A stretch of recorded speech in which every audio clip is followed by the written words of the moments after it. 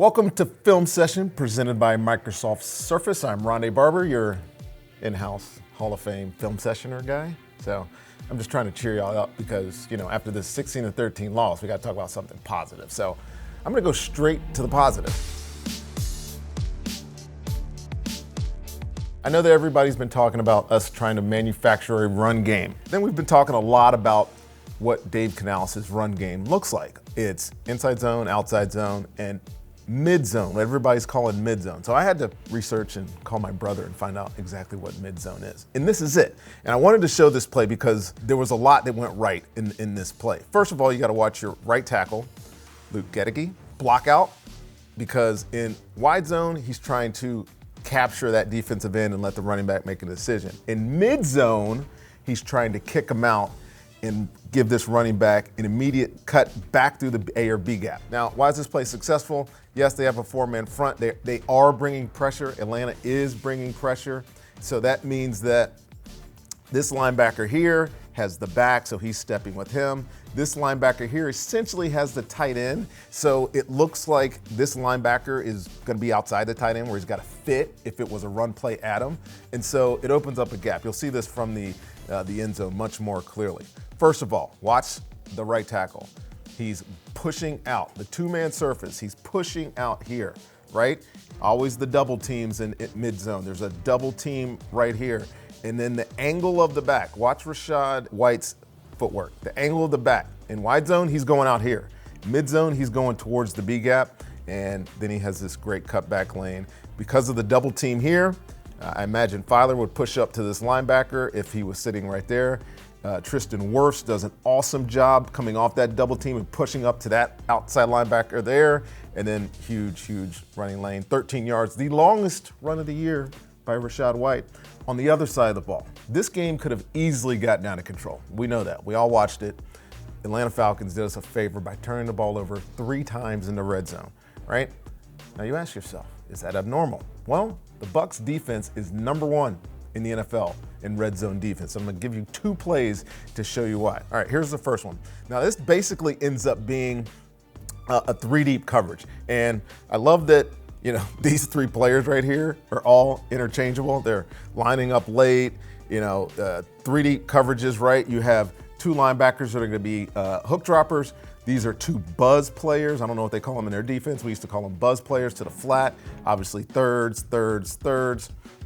Now, Atlanta runs this motion with Drake London. Number 5 comes out, and ultimately he becomes the new number 1. So Jamel Dean should probably be looking at the new number 1 receiver right here. This is number 2 now, and he doesn't. He's kind of in no man's land. But these buzz players, especially Antoine Winfield Jr., does a great job here reading through this as a flat route that's going to end up being to the deep corner where there should be a corner, but there's no corner there. He does an unbelievable job making a play here.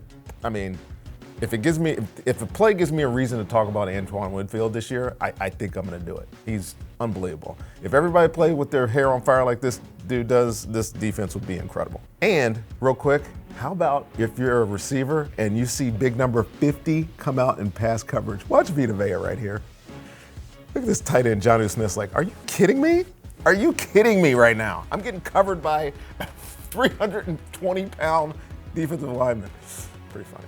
All right, we all know what this play is. This is the 3rd, and I think this was a 3rd and 12 situation right before the half. And why is this important? Because if they score here, Bucs are in trouble. Watch this get off by number 7, Shaq Barrett at the bottom of the screen. And it's only timed even better by number 94, Kalijah Cansey right here. Watch those 2 guys get off the football. Both of them win. It's a 3rd and long situation. You have your ears pinned back. Let's look at the coverage real quick.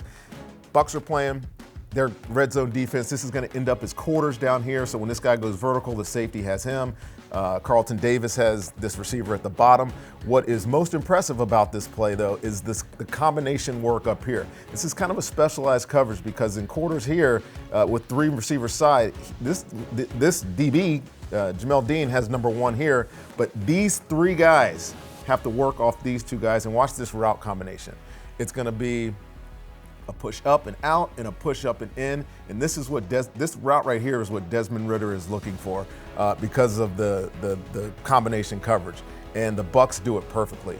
Watch Christian Izien play it perfectly on the outside, and then even better, how about number 31 play the inside breaking route where this ball is going to be thrown to.